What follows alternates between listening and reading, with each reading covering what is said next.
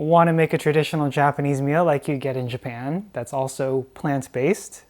If we haven't met before, I'm Pat Tokuyama and I help people learn how to cook plant-based Japanese food. As a pharmacist, I believe that the food you eat plays a critical role in living a long and healthy life. Fortunately for me, I love food and I love sharing that experience with others just like you. In fact, you can find some of my best work in 2 of my cookbooks as well as my online cooking programs. Because I truly believe in the power of plant-based foods, I actually wrote my first cookbook, Tofu Ryori, Simple Japanese Tofu Recipes to Cook Healthier at Home.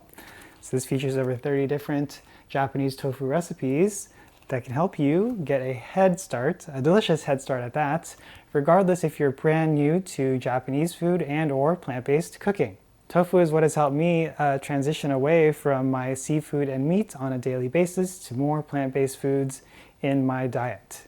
So if it has helped me, maybe it'll help you too. And yeah, chances are you might learn a few tips or techniques as it pertains to your cooking and the seasonings that you use that you can use for other types of cuisines too, not just Japanese cuisine. What are you waiting for?